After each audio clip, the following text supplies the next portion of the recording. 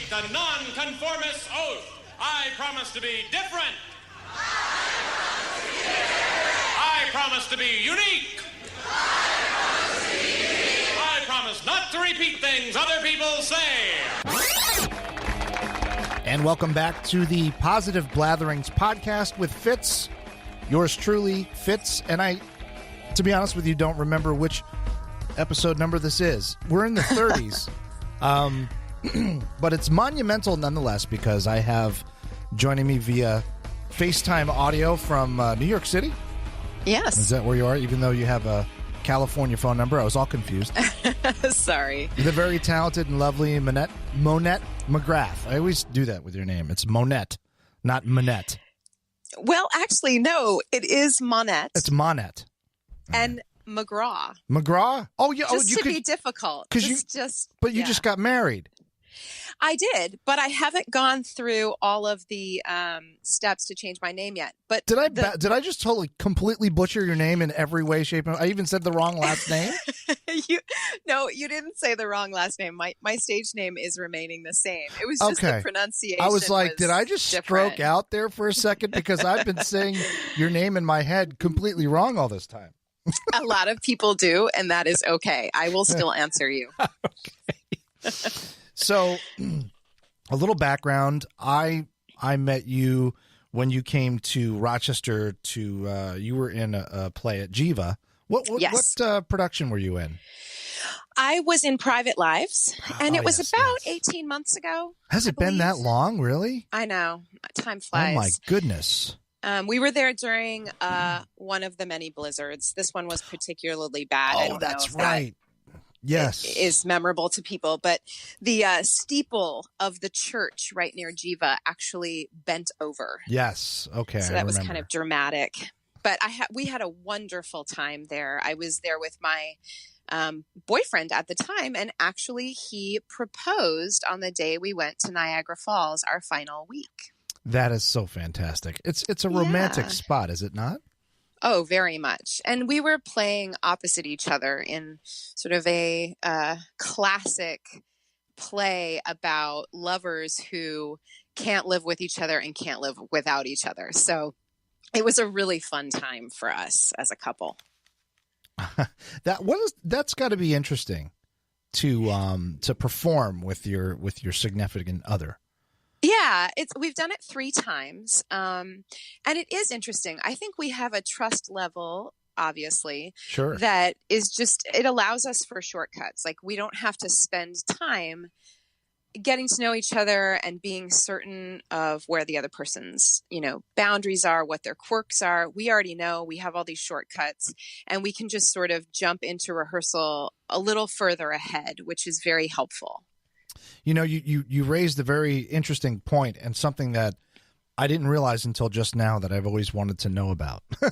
It's always kind of been lingering there, but you talked about trust, and that is a key component just in any kind of human interaction. But when you're talking about acting, and it doesn't matter whatever you're doing, drama, comedy, musical, there has to be that level of trust within the cast. Yeah, absolutely. How difficult is that to get going? I mean, I assume it's different with every cast because everybody's different, but is it something that comes with experience? Like you learn sort of like a step-by-step process on how to, you know what I mean? I do. Yeah. Well, first of all, of course, every show is different and every actor is different. I spent a lot of time earlier in my career, watching actors who had been doing it a lot longer and sort of taking mental notes on the way that they behaved in the rehearsal room and like on stage and off, really. And the approach that I sort of came up with for myself, and I'm sure many people do this, is within the boundaries of what's appropriate to try very hard to create that relationship for real as quickly as possible. So if somebody's playing my best friend, I will show up to the first rehearsal with a present for them. Some little thing they might enjoy, just to quickly break the ice and say, I'm like, I'm on your side. I'm your friend. I already know you a little bit. We can be together in this process. Right. With a leading man, if he needs to be just absolutely enamored of my character, I make sure I sit next to him at the very first, cast gathering and get to know him and try to, see who he is so that I can be really present with him, both as a human and then know better sort of where he's coming from in his worldview and try to support that in the rehearsal process. I sort of just take it upon myself to make it easy for other people to have the relationship they need to have with me. And then that makes it easier for me to have the relationship I need to have with them, if that makes sense. Yeah. Wow, that's interesting. And I think there's a lot of misconception or maybe just misunderstanding about the process of acting and what goes into it. I know for me, I've done a little, but not to the extent of being a professional, obviously. And so when you, I think most people don't realize how, it almost becomes sort of a cliche with those who are not in the craft or in the business, where they say, oh, you're bearing your soul every night. It becomes sort of a joke with other people that don't understand it. But you're talking about creating a completely different life with someone else who's creating a completely different life. And you're talking about your process. And I can imagine that, the level of professionalism that has to be there for people to not mistake what's going on for something else that would obviously cause problems. And I know that, humans are humans. That's going to happen to some extent. But yeah, I'll tell you an interesting story. I did a play, and prepare yourself here, called Sex with Strangers. Oh, I've heard of that one. Yeah, it's actually an amazing play. And you can't judge a play by its title, for sure, in this case. But it's a story about an older woman and a younger man. It's two characters, and it's a very intimate show. They're opposites attract. They each have something that the other really needs, on a very human, authentic level, and sort of, falling for each other, and the physical aspect of their relationship is secondary to that more primal need of wanting to live a better life. They each have something the other needs. So we went through a really unique rehearsal process because we had love scene calls. We had to go and choreograph these really elaborate transitions, and each one had to tell a different story of where they were in their relationship. So the first sort of love scene at the end of the first scripted scene was playful and sexy and kind of wild.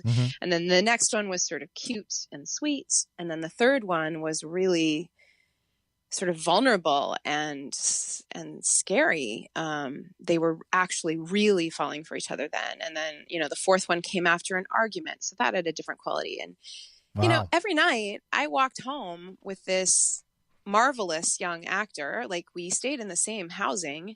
We were both in relationships, and we both actually are recently married to the people that we were with at that time. And I remember having this really clear sense of, here we had just been on stage touching each other. The end of the show is extremely emotional.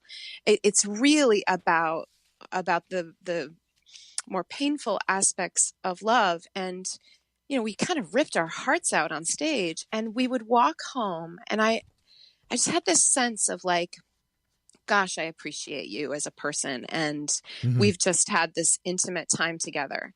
And we need to, as we walk, with every step, come back to who we are, and sort of separate on this psychic level. We weren't, walking further and further apart, but in a way we were. You have to love these people in order to be real. But you find the part of yourself that loves the part of that person. And then you have to consciously say to yourself, that's the play. I appreciate this person as an artist, And we have this trust, and part of that trust is to put it away at the end of the night and say, that is not, it's real when it's happening, but it's not real in the world. And I consciously choose to let it be done now and walk away. And that is okay, because that is what we do. It's complicated. It's very complicated. It sounds really hard. Yeah, but I can see how that's sometimes it's fulfilling. not hard, because Right. sometimes you don't like the person, but you have to find a way. Yeah, I mean that's got to even. I mean, talk about a challenge. That's even harder. Like, all right, so I need to love you. Oh God, why? Well, with a real love story, you just have to, no matter what, it's you've got to done. find something you love. Right. Yeah, you really do. I really love your elbows. I'm just gonna channel your elbows because they're really nice. Exactly. Yeah. I've had a few people with bad breath that I've had to kiss. That's really hard. Oh goodness. I mean, there are technical challenges. Sure. Like that, which is terrible. I will never name names on that, but you just darn. That's part I'll of the stop challenge. recording. You just have to find you know what you do is you fall in love with their humanity in some way. Like maybe you're not attracted to them, but you just look. You look for kindness or humor or something. You know, I think that process, and this is going to lead me to, because this is positive blatherings, and the reason why I asked you on is because, we became friends on Facebook pretty much because I liked when you were on the show and liked your performance here at Jiva. And I was like, I want to keep track of you. I want to keep track of what you're up to in New York City and on stage and acting, because I think you're really talented. And that's part of a perk that I have with my job, is that I get to meet these fantastic, talented people and sort of sit back and kind of watch where they go. And it's it's inspiring to me. But one of the things that I've always loved in apparently the last 18 months that since I met you was well, first of all, your daughter is absolutely the most cutest thing in the world. Oh, thank you. What's her name? Finley. Your daughter's name is Finley? Yeah, and she was with us at Jiva, actually. Oh, was she? She loved it. Oh my gosh. Well, this is kind of weird for me, but my cat's name is Finley. Oh my gosh. Yeah. I love it. Well, my Finley would be thrilled. I'm sure she would. I'm sure she would. Yeah. But anyway, I'm talking about positivity and just your posts. You always have such positive, uplifting posts. Like I got to watch your betrothal. I got to watch you go to Italy and get married and see these pictures and the smiles that you have. And you guys are always up, like you dressed up in these gorgeous hats, just with all smiles. And it's really just the positivity that comes, as silly as it sounds, from your Facebook page. Just it tells me that that's who you are deep down, that deep down you must be a very, very positive and just internally happy person. Wow, I love that is your takeaway. That's my takeaway. And I don't know you. I don't know you. I know superficially I know you. You know what I mean? Sure. Well, sure. So to see all that and then couple that with the idea that you're living in New York City, you're a working actor. I just saw you just posted that you were who were you? You were an author. Emily Dickinson? Yeah, Emily Dickinson on the PBS miniseries. That's fantastic. Yeah. That is such a wonderful thing. I mean, I try to find inspiration through these connections. And I try to get folks like you on the blathering as quickly as possible, because to be honest with you, I really struggle with positivity on a daily basis, and I'm sure most people do. I do too. And I'm learning a lot. How would you say that you put more emphasis on, say, mindfulness rather than just rote positivity? Like, oh, I've got to be positive, got to have a smile and, say hi, how are you, neighbor? Or just knowing that, hey, today might not be a great day, but I'm gonna get through it. That mindfulness feeling. Sure. No, and I really, really admire like a mindfulness practice. I don't really have that per se right now, but I am familiar with it. Hmm. I would say that I'm sure people have heard this before, but that there's a quote that the meaning of life is to give life meaning. Hmm. And for me, something that I gravitate towards is rites of passage and ritual. So something like upcoming Halloween, for example, like I strive for my daughter and for myself to really make an occasion of it. But I also do that for, I'm sure you just saw, for going apple picking or Yeah. for a Kentucky Derby party. Yeah. I like to take the opportunity to celebrate as often as possible and to go all the way to the end of it. Like make it the biggest, most fun Kentucky Derby party ever, whether 5 people show up or 500 people show up. Like, it's like not saving the china for later. Yeah. Yeah. Like to really Carpe let diem. yourself celebrate as often as possible. And sometimes it drives my now husband crazy, believe me, because he's like, why do we have to do all these things? And then when we do them, he has the best time. Right. And he looks back at it and he's like, I love how you make this part of our life. And it's fun for me. For me, it's super creative to look at life as, okay, so how can I make this week special? Like I say to my daughter all the time, we're going to go on an adventure today. Even if it's to Target, we went to Target just 2 days ago and I was like, you know what? We already have all our Halloween decorations, but let's go to the Halloween section. And we put on those heads they have, like the huge chicken head and the huge unicorn head, and had someone take our picture in the aisle. Like, let's do Target Halloween section, I don't know. That's just sort of a way that I look at life, is find a way to celebrate every day, because it's hard. It's hard. Life is gonna be hard. The Buddha says life is suffering, right? Mm. We just have to accept that. That just is how it is. So if you can have a moment of, laughing in the Target aisle, or create a family gathering, going to pick out your pumpkin and make it really special and say, hey, you know what? My daughter's never had a caramel apple. Let's make this a thing. Yeah. Let's raise this up to a level that's a little bit more important than every day. Let's find ways to do that each week, each day, because the in-between times can be boring when you're doing the dishes and the laundry, and you can try to make occasions out of that too, but sometimes it's difficult. Yeah. Because we're tired and we're parents, a lot of us, and there are good days and bad days. So in the valley, I try to look for the next peak and go, okay, I'm going to focus on that peak, and I'm going to, get all my gear ready, so to speak, and really get to the top of that mountain and really see it. Because there'll be another valley the next day. Yeah, yeah. See, I always feel like I'm in the in-between times, like perpetually. Like I always feel like I'm constantly doing the dishes. Yeah, me too. I know. But that's a really, I'm gonna try that way. And my kids are older now.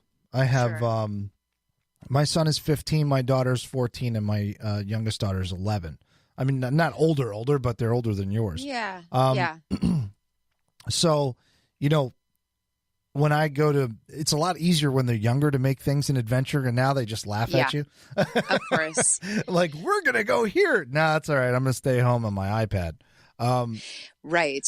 But it's still a great philosophy and a great approach to upping the game of your daily existence. Yeah. Make it up. Yeah. Make it up as you go. And I like to, I can see you guys doing that at Target. And I'm the kind of guy, I do the same kind of stuff. And now, like at first it was fun, and now I'm just embarrassing them, which makes it even more fun. Yes, totally. Because David has teenagers, so I know a little bit of what you're talking about. Okay. From his first marriage. And so when they come and visit, I do try to find like something that's relatively cool that can also be an occasion, Yeah. It's harder with teens though. Thankfully, I have this studio now because this place is cool to them. So, yeah. Nice. Yeah, so that's one good thing. They like to come in here and mess around and record stuff and edit things. So, that must be great for them. Oh, and it's great for me too. Here, edit this stuff up. I'm busy. I got to go do something else. You know how amazing it's going to be in like 10 years and 20 years and 30 years to go back and listen to those little teenage voices and what they were thinking about at that time. Yeah. That's amazing. Yeah, no, I have some stuff that we did probably 8 or 9 years ago now. And I think back and I think they were so little. Yeah. And I was asking them like, what do you think, what is Veterans Day? What is that? What, just asking them things because I think we were off. They were off of school or something. Okay. And I was like, so what is today? Why are you off of school? Tell me what it's about. And to hear their little explanation, their 5-year-old, 6-year-old explanation, then it's really cute. And that's so sweet. That's one of the reasons why I put this together, this studio, was because I've got this fantasy. I still haven't been able to get customer one, but I have this fantasy of this thing called a legacy cast, and I want to get people in to come down and sit. Now our podcast room is it's a repurposed dining room table, so it's not like you're sitting in a studio. It's like you're sitting at the kitchen table, chatting. And I want to get people to bring in their parents, their grandparents, their uncles, the elderly, veterans, anybody with a story, anybody we all have a story. Everybody's got some kind of life story, and not everybody wants to talk about it. But if you got one person in here and sat them down and just had a little conversation, tell me about what it was like when you met, grandma, or that kind of thing. And then you save it and you sock it away. And then one day you listen to it and you have a good cry. I think that is amazing. And I can't tell you how many people in my life I wish I had that. Yeah. Yeah, me too. Quite recently. And, as you're describing it, what I see like this tapestry of Rochester, like these little pieces of lives. It's almost like Rear Window or something. Like you could see into these people's lives in your community in these snippets, and I think that would be absolutely amazing. I really think you should do that. I'm trying. Yeah, I want to hear it. That's amazing. All right. Well, I'm going to try to get some. I don't want to call them guinea pigs, but some people that could test some subjects. Willing participants. Yes, willing participants to come in and do it for free, and we'll see how it goes.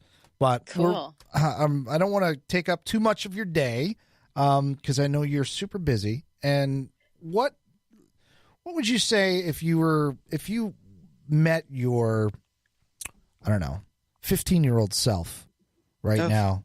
What would you say to your 15-year-old self? Anything. What advice or what would you say? That is such a hard question. 15 was really difficult for me. So I think first I would say, like, I see you. Mm-hmm. Ooh, it's going to make me cry. Like, I see you and I see how hard it is. And then I would say, like, it's not going to go the way you might want it to go, but you have to believe that it will be okay. Like, you have to believe. Mm-hmm. And I think I'd say that to myself now. Yeah. Like, it's okay to not be okay, but in the end, you're enough, no matter where you are on your journey. Because if you don't fundamentally believe that, you can't really get higher, get deeper, get stronger. You have to accept where you are now, whatever that is, and like love yourself anyway. And that's hard. It's hard for all of us, but if you can show up for yourself, even in tiny ways on a daily basis, like tiny, tiny ways. Did you get out of bed today? Great. Did you smile at the mailman? Great. Maybe you got to read a book. Maybe you played with your kid for 5 minutes, whatever. Cut yourself a break and just try to do a little bit more the next day. I think we're all, at least I am, I think we're all so hard on ourselves, and we're capable of so much, but not all at once and not all the time. There are seasons in your life for great accomplishment. And then there are seasons for, like we talked about, for the valleys. So I think there's just such a huge piece about acceptance and not expecting ourselves to be superheroes all the time. Even Superman is Clark Kent most of the time. Right. He wears glasses. He's not perfect. I never recognize him. Every time he puts the glasses on, I have no idea who this guy is. Who is that guy? Yeah, but you have to accept where you are in order to get where you're going, instead of beating yourself up for not already being there. Does that make sense? It makes perfect sense. It's kind of so. I think I'd say that little 15-year-old, like, you are not there, and that is okay. Yeah, no, that's profound advice, because when we're in our moment, it's everything. And if yourself, because you're only going to listen to your future self, because you never listen to anyone else anyway. Right? Of course. Right. So if you could recognize your future self coming and saying, hey, you know what? This may seem like the most intense thing in the whole wide world, but it's not, and you're going to be fine. Right. You might still go through it, but you kind of at least have a little bit more hope than you normally do. Yeah.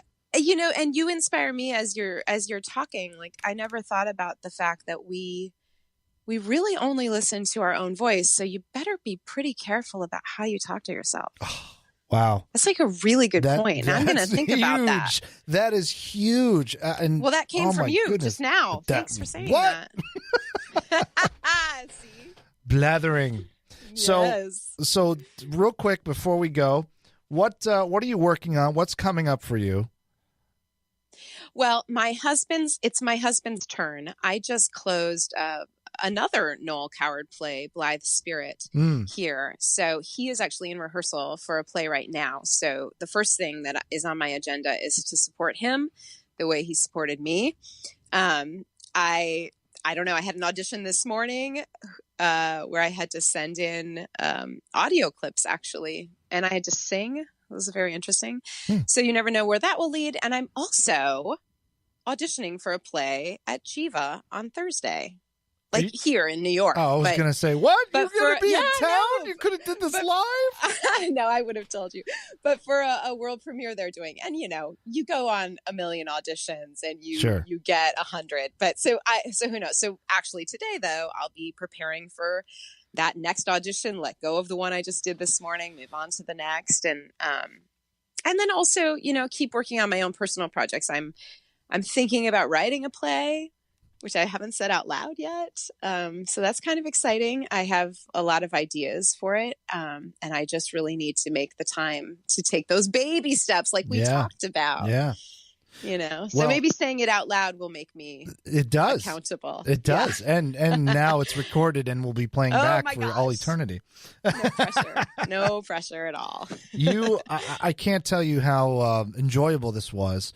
You really are an inspiration. You're just a beautiful soul. And I'm so happy. I'm so happy that our paths crossed. Me too. And I really look forward to future. Your future, what's the word I'm looking for? Creativity and impact on this world and happiness. Whoops. Oh. And I'm kind of a big deal in this town. Yeah. And I'm gonna talk to my friends over there. I'm gonna talk to Mark Cuddy over there. I'm gonna be like, look, you got to get her in. I don't care who auditions. She's got the part. She's got the part, sweet. Mark. All right. I'm going to say it. Tell him. I'm going to say it right. Monette. No. Yep. Is that right? Monette Magraw. You are. Magraw. Yes. Monette Magrath. You got it. So is that your real name? It is. Okay. How do you want me to say it on the podcast? Just like that. Just like that. All right. It's perfect. It's been a pleasure. Hang on Same for me. Same here. Okay.